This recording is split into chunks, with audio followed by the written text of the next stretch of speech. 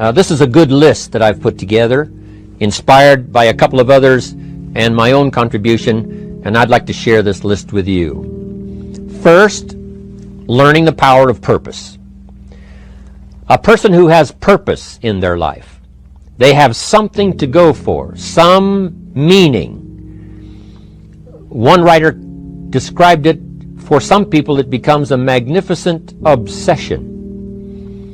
And for you and I, maybe it doesn't need to be that dramatic as a magnificent obsession. But it has to be something that does something to us, something that pulls us, especially into the future.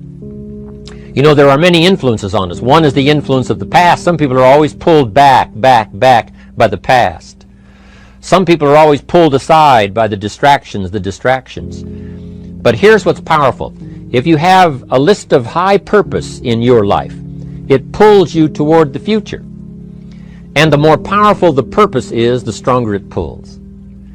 And here's the other great advantage if you have purpose for the future. It pulls you through all kinds of challenges and all kinds of difficulties. If you don't have these strong purposes for the future, it's easy to get swallowed by a bad day. It's easy to be almost annihilated by a poor month. And it's easy sometimes to almost disappear beneath the waves of a year that goes backwards if you don't have something to pull you beyond that year. So if you want something to pull you through all kinds of challenges, all kinds of difficulties and things that come at you, you got to have something on out there, beyond today, beyond next week, beyond next month, beyond this year, that pulls you into the future. And the clearer it is, the stronger it pulls.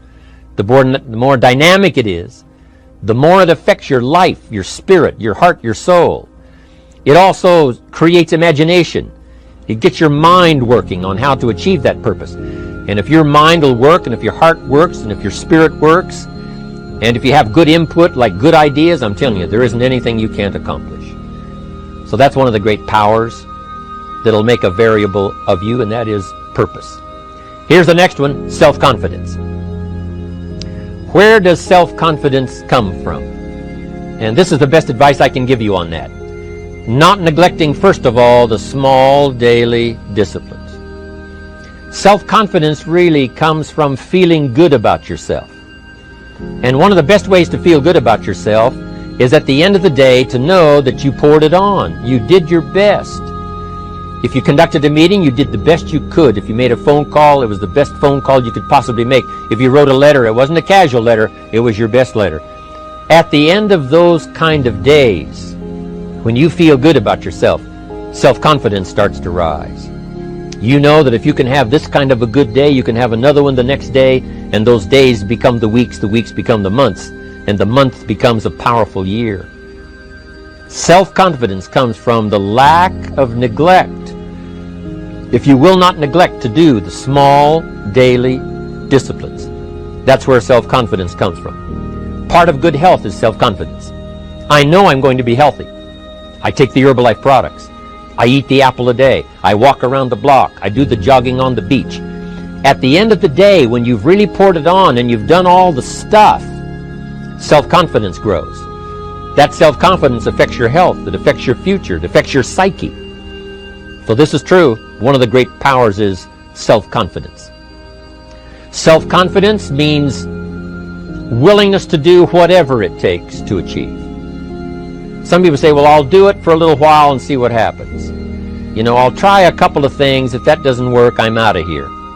And all of us know that that kind of person doesn't have much of a future. But if you're willing to do whatever it takes, if I have to learn a couple of things, I will learn those things. If I got to learn 5 or 6 things, I'll learn all 6. If I have to take an extra class, I'll take an extra class. If I've got to read the books, I'll read the books.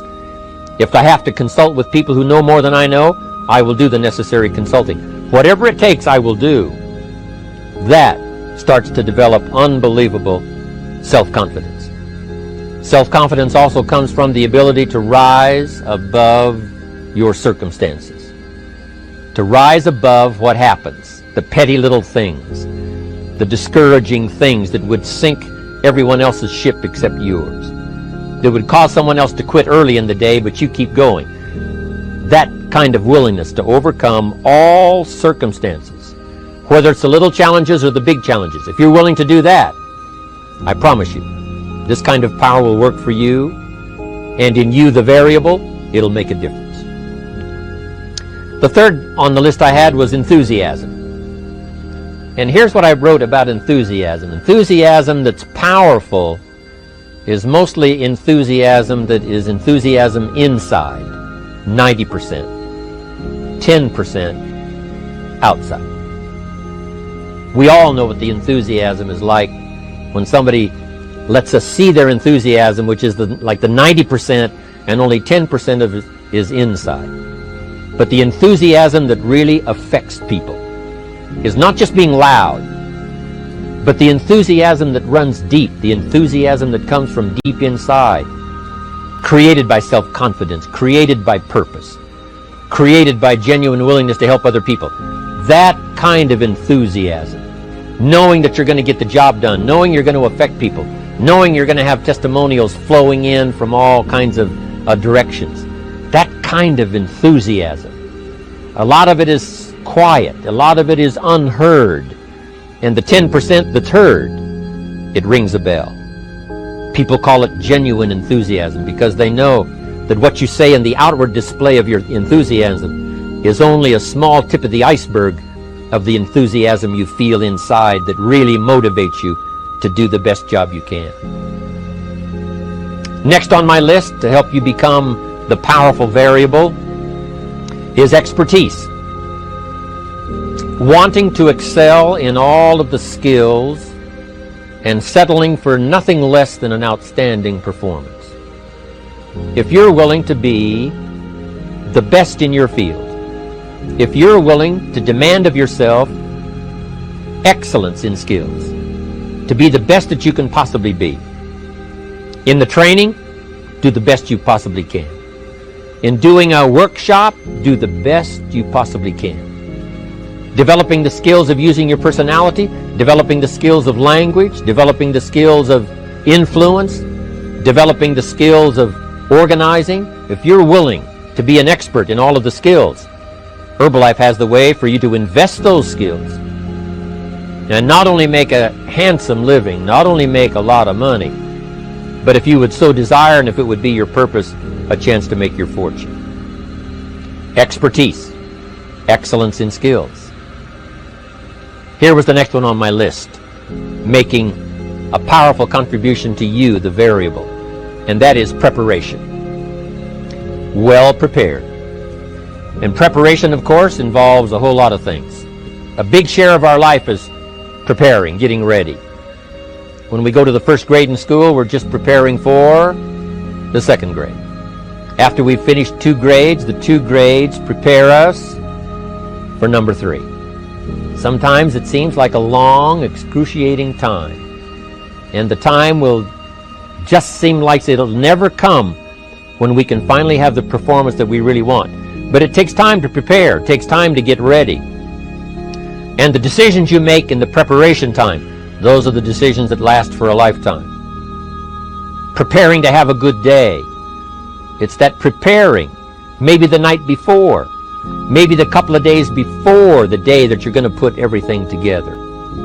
The preparation for a meeting means that you've taken it serious. The preparation for doing a workshop means you're serious about the workshop. You want to make the best contribution. That kind of preparation is important. But here's preparation that's very vital, and that is to prepare yourself for success. Life seemingly does not wish to waste success on the unprepared. Life says, why waste a fortune on this person? They're not prepared to do the right things with it. They're not prepared to use it wisely. If a fortune was bestowed upon this unprepared person, it would probably be wasted. The people that could have been touched won't be touched. What could have been done won't be done because this fortune will have been wasted on the unprepared person. So not only look for fortune, not only look for the promise, but prepare yourself and ask of yourself, what can I do to make myself ready?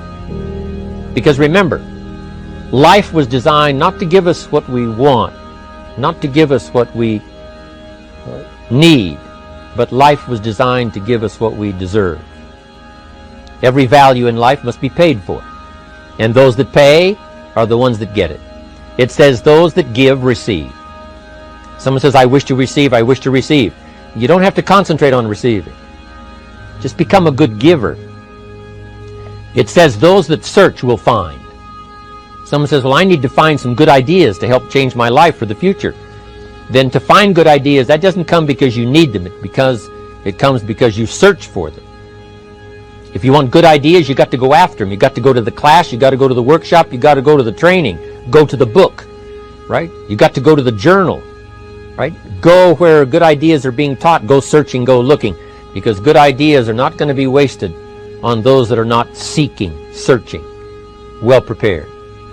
So, prepare yourself to be ready for fortune when it comes, to be ready for challenge when it comes, to be ready for opportunity when it comes. Opportunity comes along and passes by the person that is not well prepared. I want to prepare myself this year for next year. Yes, I wish to be effective this year, but I'm also thinking of ways, how could I be better? How could my ideas be more powerful? How could they be sharper, more clear? How could I reach some people next year that I perhaps can't reach this year? I haven't reached deep enough into my own soul to affect some people. Some people just pass by and say, hey, what a good speech. But how could I make it stronger than that, deeper than that, more powerful than that? I cannot be as powerful as I could be next year. You know, you can't go to the 10th grade in the 5th grade. You just got to go through the grades. But the more you are prepared, when the 10th grade finally comes, now you can cash in and get 2 times, 3 times, 5 times more value from it by being prepared. I want to do my best this year for Herbalife, but I also want to get ready for next year, 1999. And then when the year 2000 comes, at the turn of the century, I want to be well equipped by language, by instinct, by temperament, by personality, by influence, to really be valuable the year 2000, 2001, 2, 3, 4, 5. That's my goal. I'm sure it's your goal. Now here's the next one. There's great power in self-reliance. Self-reliance means you simply look mostly to yourself. It would be nice if someone just gave you this, gave you this, gave you this. It would be nice if everyone did their job exactly as they're supposed to do it. But here's what you've got to do. Primarily rely on yourself. Primarily say, I'm the person responsible. And I will learn the necessary skills so that I can help people learn their skills. If I need lots of people to do certain things to build my organization, that is what I must have. But I've got to be the final backstop. I've got to be the final one that people can rely on. So that if this is missed and this is missed, I can catch up. I can fill the gap. I can do the job. We have to do it when we conduct meetings. We have to do it when we conduct training. We have to do it when we're in a class of just a few. What someone might have missed, we're there to fill in. Self-reliance. Primarily, we're learning to count on yourself. So that you can do this. Never complain and never explain. Here's the next key power, and that's image. There's many parts to image. The image that others see you as. The image you have with other people. And it's very important how other people see you. If they don't see you as a leader, chances are they won't pay attention. If they don't see you as being in control, chances are they won't have the trust. If they don't see you as knowing where you're going, what you want to accomplish, they probably won't follow. But if people can see you, if you have the image of someone that's in charge, in control of your life, your future, your destiny, in control of the situation, if they see that, that kind of image is powerful. It helps to win the day. It attracts other people. People want to be around people that are in control, that are powerful, but they know how to use their power, influential, but they know how to use their influence. That kind of image is important. But here's a very important image, and that is your image of your self. The way you dress, the way you talk, the way you think, your capacity for learning, all of that is an important image that you have of yourself. The image that you have that if it needs to be learned, you could learn it. If there's a book that needs to be mastered, you could master it. If there's a skill that needs to be learned, why couldn't you get busy now and learn that skill? That kind of self-image, that I am continually trying my best to be the best I can. Because one of the most important places you have to look is into the future, yes. You got to look into the past, yes. You've got to look around, yes. But one of the most important places you have to look is in the mirror. You know, how I appear to other people, that's important. But how I appear to myself is the ultimate importance. That kind of image, to where you'll develop the self-confidence, you'll develop the self-reliance. Now here's another one in my rather short list. The next word is character. Becoming a person of high values, a person of principles, a person of honesty, a person that earns respect. That kind of character. It took character when Mark started to put the marketing system together. How can we have a system that will build in the integrity, that people will know that if this happens, then this will happen, and if this goes wrong, here's the way to fix it? Unless you have the principles and the character and the integrity to put together a viable plan for a wide variety of people, then the system is not going to last very long. And I've been around long enough, and I'm sure you have been around long enough to see a lot of systems that got started, but they failed. And the reason is because they were not constructed with integrity. They were not constructed with character. They were not constructed with doing the right thing. They might have been constructed to take advantage. You know, cash it out as quickly as possible and leave. Mark was involved when others took advantage of him all those years ago before Herbalife. When someone took advantage and didn't have the character, didn't have the principles, and didn't have the character to stay, the character to see it through, the character to do the right thing. So this is important, to develop the character within yourself, that people see you as honest, as fair, willing to do the right thing, willing to be helpful, but always willing to walk the center line, not to pass the line. When we come to an opportunity like Herbalife, especially multi-level network marketing, it is so dynamic, it is so powerful, and it is so possible in fortune making that sometimes people want to speed up the process by cutting the corners, by neglecting to do the right things, you know, to cheat a little here, you know, cross the line just a little bit, because then, you know, it'll grow faster and you can cash in quicker. Not necessary here. Doing Herbalife right will build your fortune longer and stronger than trying to cut the corners and not doing it right. If we'll have the integrity that Mark had when he started it, and keep perpetuating that we will do the right thing by the marketing system, the right thing by a distributor who has a customer and they take care of that customer belongs to that distributor. That kind of integrity in the marketing system, the kind of integrity we have among each other, the kind of character we have to rely on each other, because here's what we cannot do. We cannot do this by ourselves. Mark's got to count on me. I've got to count on Mark. We've got to count on the President's team. The President's team has to count on the Chairman's Club for advice and counsel. We have to count on the Millionaire team, the Tabulator team, the World team. We've got to count on the distributor. We've got to count on the distributor giving the right message to the potential customer. We've got to count on the distributor giving wise counsel to the new recruit, teaching them the right way, the Herbalife way, the principled way, the character way. Vitally important. Building and developing your own character. Now here's another one. It's called self-discipline.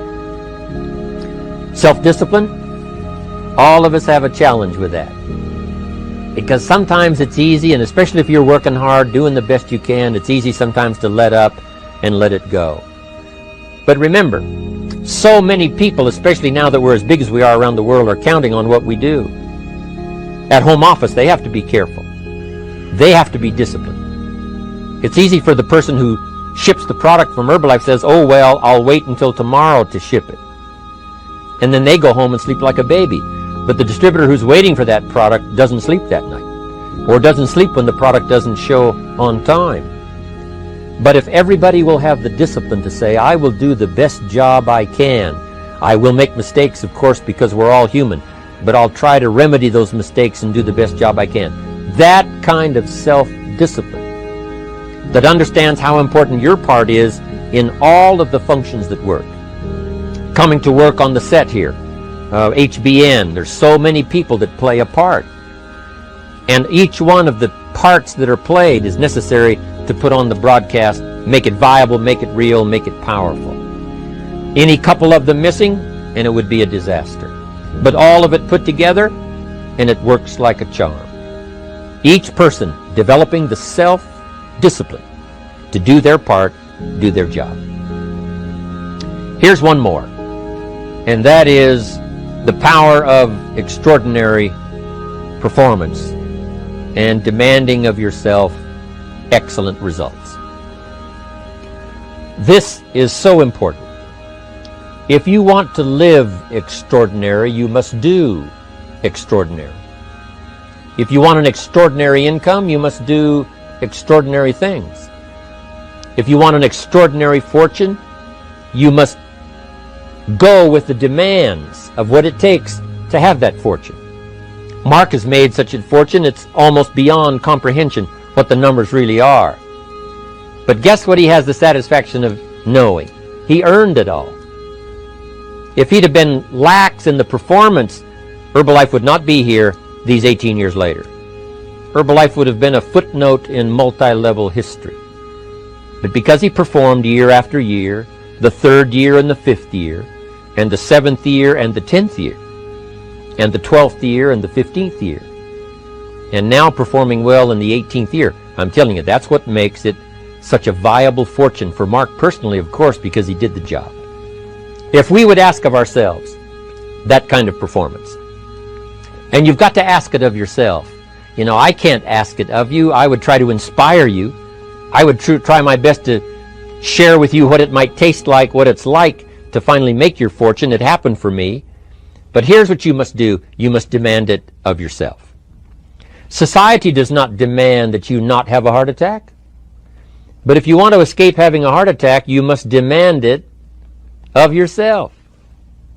Society doesn't demand that you take Herbalife and improve your health. You have to demand it of yourself. Society doesn't demand that you jog around the block every morning. But if you want good health, you must demand it of yourself. Society doesn't demand that you read a couple of books a week and improve your intelligence and your knowledge. That you must demand of yourself. Society does not demand that you build a financial wall around your family nothing can get through. That's not a demand of society. But you must demand it, if you wish it, you must demand it of yourself. Society doesn't demand that you learn a list of 10 skills.